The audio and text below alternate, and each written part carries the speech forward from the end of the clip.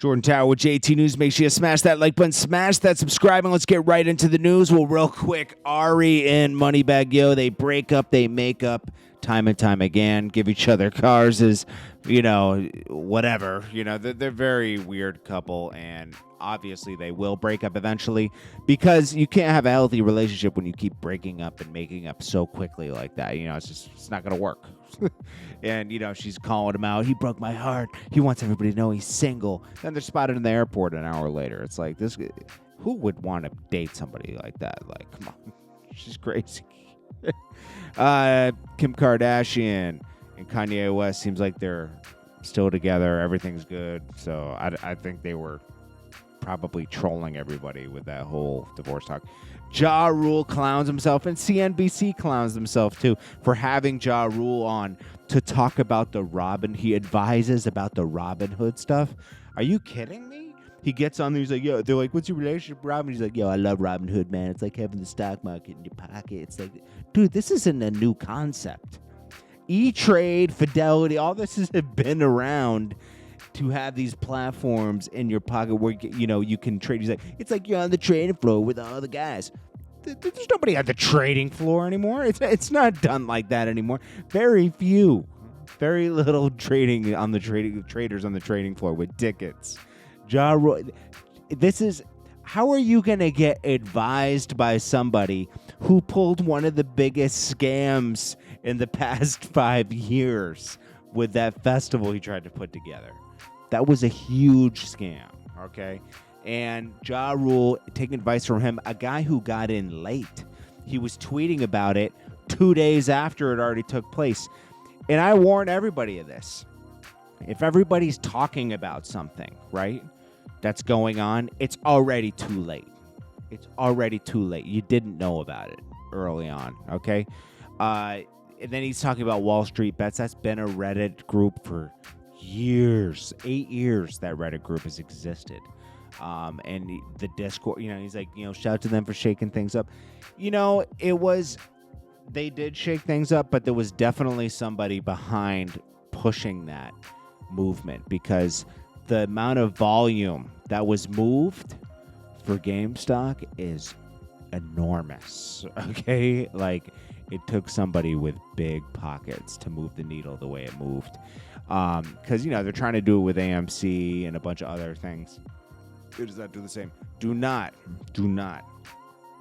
get involved in any of this stuff unless you do your own research. I'm not advising anything. Okay. I'm just telling you guys that this is very volatile and it's kind of like a pumping up almost, so you got to be careful because right now, all this hype that's going on about this, some people are still getting into it. Like on, Thursday, Friday, they got into it. And then today, and it's dipping. And it's going to be gone at one point. You would have bought in. You never want to be the person that buys in high after the hype. And then everyone else pulls out and you're left losing, tons of money, So I would just, do your own research and really sit back. You're not missing out on anything. It already happened a week ago. It happened a week ago today. It started to happen, and you're just, it's just one of those things, that we're hearing about now. It shook things up a little bit. Probably won't see something like this for a while, this took a lot of collaborative effort, even the guy who made Dogecoin, he can't believe that people are actually taking off with it. And that's really off of people being bored on Reddit and Discord, pushing it up. And it's just, and then they dumped it. And then a lot of people were held, a lot of people put a lot of money into that. Again, don't invest in any of this stuff on my advice. I'm just telling you what's reporting the news, on what's going on. But for Ja Rule to actually talk about this, and then he was like, they were like, what do you think's going on, Ja? And he's like, well, I don't think he had the money to clear it. He broke down clearly, Vlad, the guy who had Robin Hood, and it's it's a very, I still think there's a dirty element to it because, the whole Citadel was one of the people who shorted GameStop, and they have, interest in Robin Hood, but there is something where So the guy did break down one thing that made sense, and there's a clearinghouse. So like, even when you say you buy a cup of coffee, right? Starbucks, the money doesn't go to, say you go to Starbucks, you buy a cup of coffee for $5, right? It doesn't get right to Starbucks. There's a clearing, there's an institution in between you and Starbucks that it sits for 3 days before it's totally cleared in the account of Starbucks, right? And sometimes it'll go right into Starbucks account because they have the money to cover the transaction and they just move it in because, you're doing high volume. They know you're going to be able to cover it. But this is what happened in short term. And, obviously I'm not the best person to break this down, but there's a clearinghouse with stocks, right? So like, so you buy a stock and then it goes to a clearinghouse. And sometimes they let you buy the stock without having the margin, the cash in your account to buy it, because they'll let you use your other stocks as collateral, or they'll give you a $250 credit line until your money, it takes 3 days sometimes for your money to move into your stock account, right? So they'll let you trade. But think about it.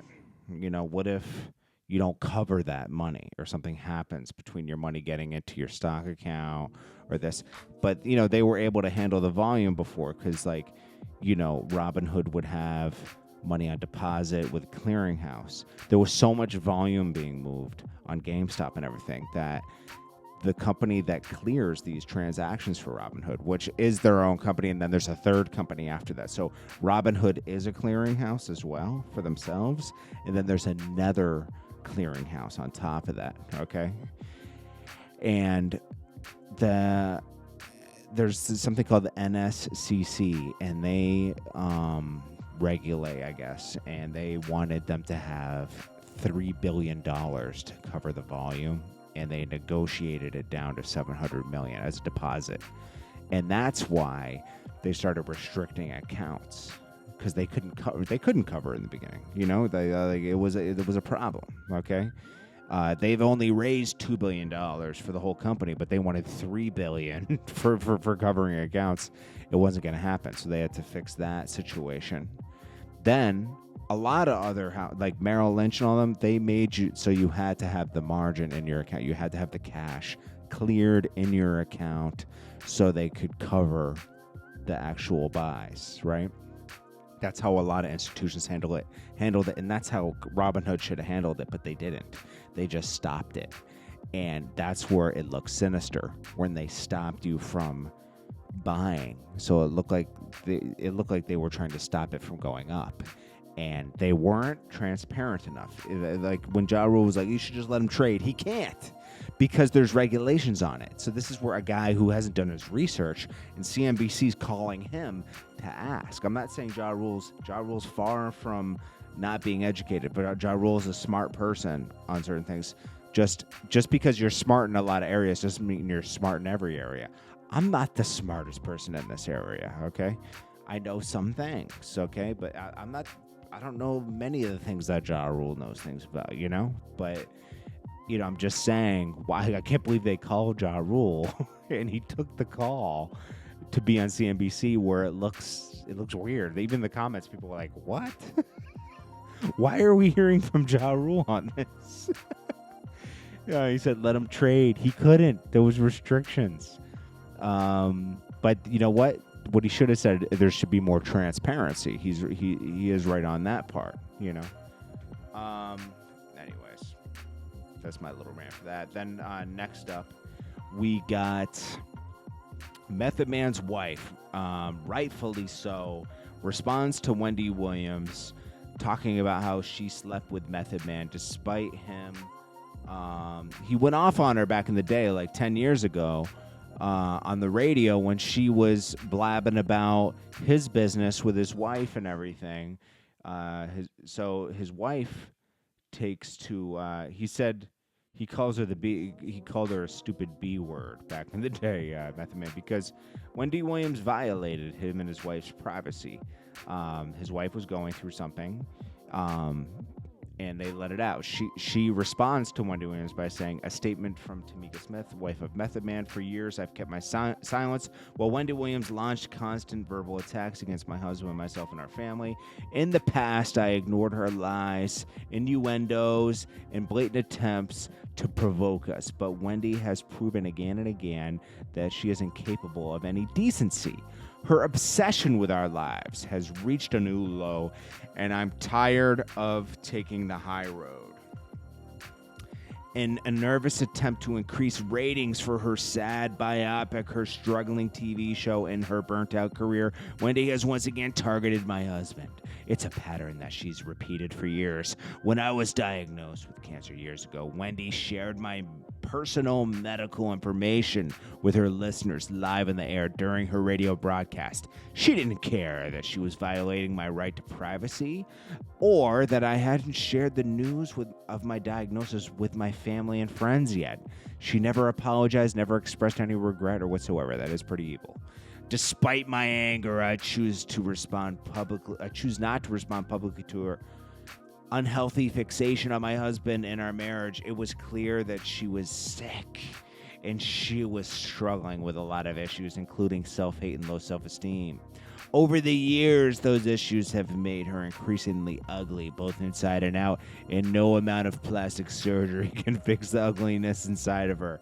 Instead of using her platform to uplift women, she has spent her career attacking marriages while her own fell apart.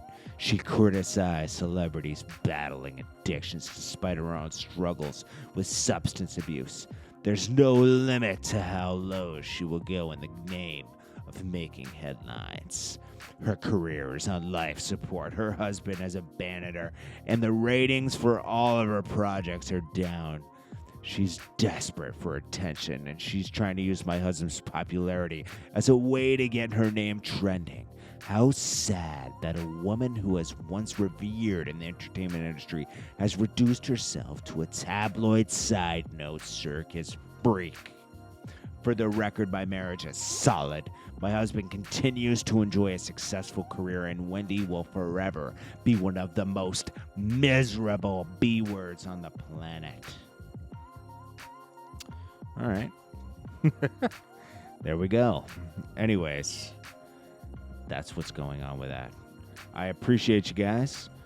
Tell me what you guys think about everything that's going on. This is Jordan Tower with JT News. I hope you guys are having a great day. Smash that like button. I'll check you guys in the next one.